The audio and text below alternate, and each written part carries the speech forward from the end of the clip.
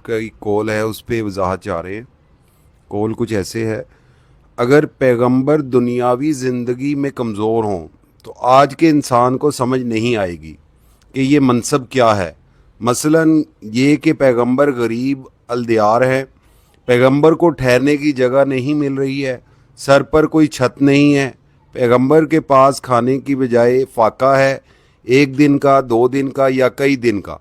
پیغمبر دعا کرتے جا رہے ہیں مگر دعا کی منظوری میں دیر ہوتی جا رہی ہے. پیغمبر کا بیٹا دریا میں ڈوب رہا ہے اور اللہ کا جواب ہے کہ یہ تمہارا بیٹا نہیں ہے. اس پہ تھوڑی وضاحت.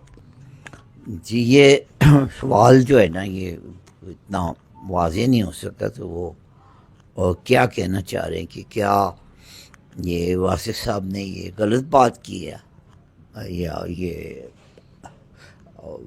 اس میں اس کو نا رمان بھائی آپ ذرا اس کو understand me what does that mean. اچھا اس کا مطلب جو ہے وہ صرف اتنا ہے کہ جو رستہ ہے درویشی کا، اس میں آپ کو پہچان جو ہے نا وہ آپ کے لیے آج اس دور میں بڑی مشکل ہو گئی. تو ہمارے جو عزت کے معیار ہیں،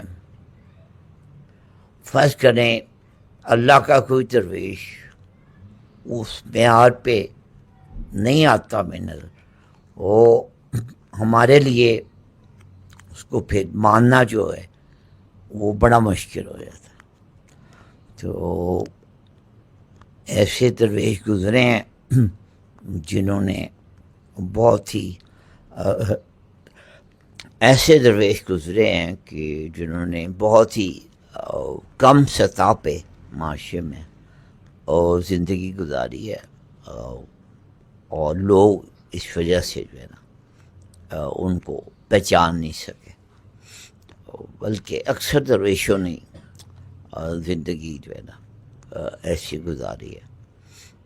تو یہ بات بابا حضور نے یہ بات جو فرمائی ہے اس کا مطلب یہ ہے کہ تم اچھے اور برے انسان کو وہ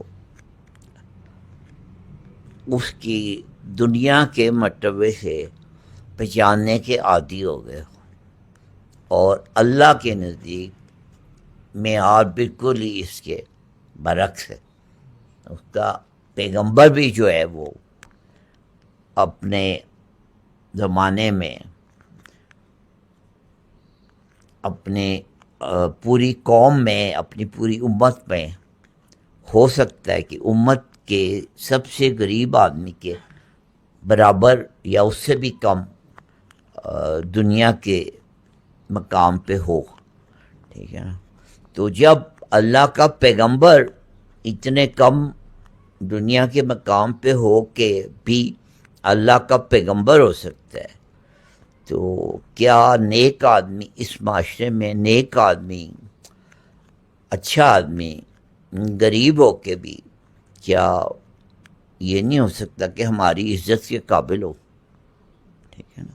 یہ بات بیان کرنے کی کوشش کر رہی ہے کہ تم لوگوں کے معیار جو ہے نا بہت مختلف ہو چکے ہیں، اور اللہ کے معیار ہمیشہ سے جو ہے نا اس کے بالکل ہی برعکس رہے ہیں. اللہ کے تمام پیغمبر جو ہیں وہ سخت تکلیفوں سے گزرے ہیں، اور سرکار دو عالم صلی اللہ علیہ وسلم نے فرمایا کہ اللہ کے ہر نبی کو، پیغمبر کو تکلیفیں دی گئی ہیں، لیکن جو مجھے تکلیفیں دی گئی ہیں نا وہ سب سے زیادہ.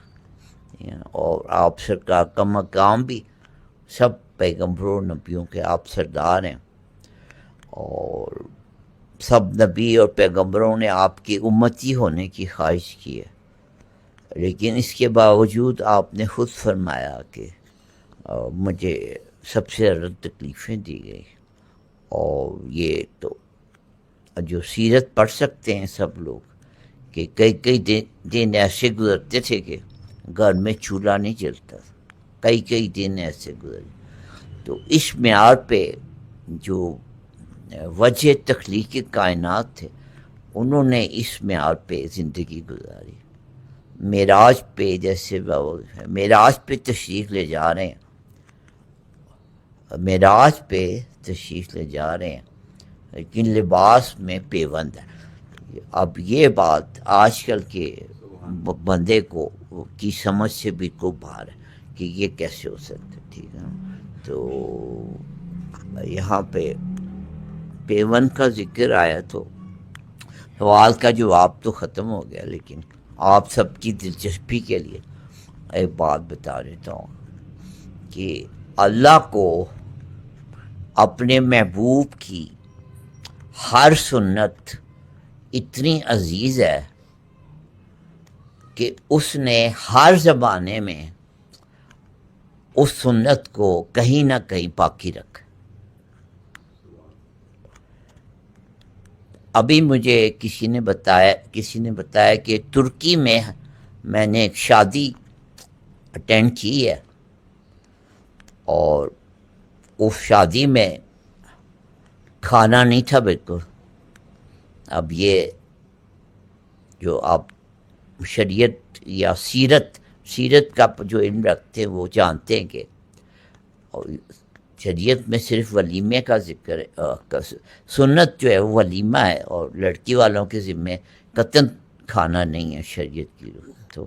لیکن ہمارے ہاں یہ بالکل برعکس ہے، لیکن ترکی میں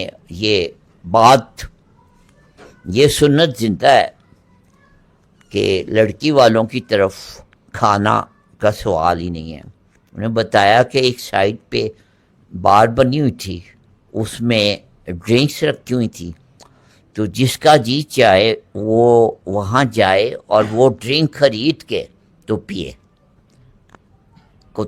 اور جو لڑکی کی سہیلیاں تھیں، ایک تو یہ سنت دیکھ لیں کہ لڑکی کی ذمے کوئی کھانا ہے، دوسری سنت یہ دیکھ لیں کہ اس کی لڑکی کی سہیلیاں جو تھیں وہ ان کے ہاتھ میں دف تھے جو وہ میوزک کے طور پہ بجا۔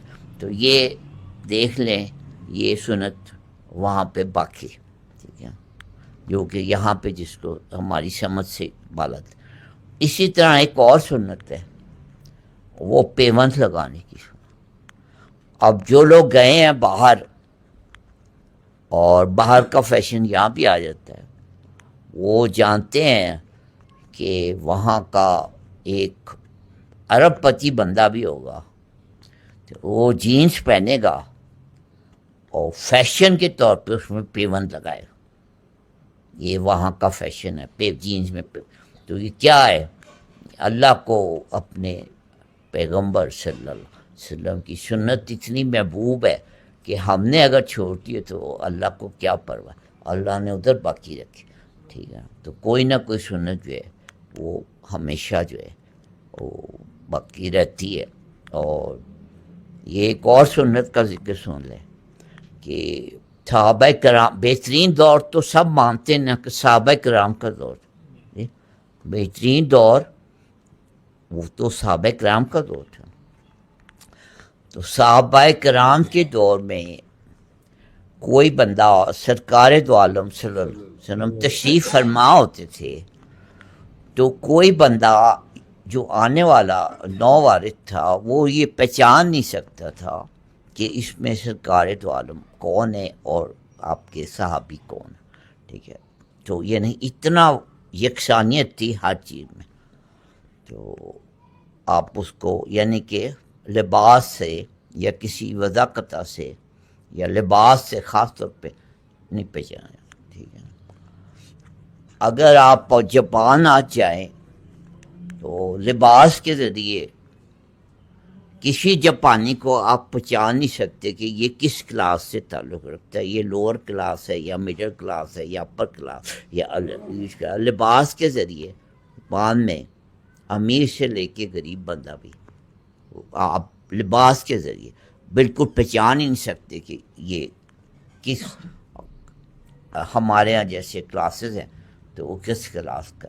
تو یہ سنت جو ہے جو صحابہ کرام کے دور میں تھی یہ جاپان میں موجود، ٹھیک ہے نا۔ تو یہ جو ہے نا بات وہاں سے شروع ہوئی تھی کہ پیغمبر جو ہے وہ غریب بھی ہو سکتا ہے. یہ بات جو ہے نا آج کل کے دور میں سمجھنی جو ہے نا بہت مشکل. او گفتم کے مر گئے ناگہاں گفتہ کے درد ہجر من گفتم علاج زندگی گفتم علاج زندگی گفتہ کے دیدار من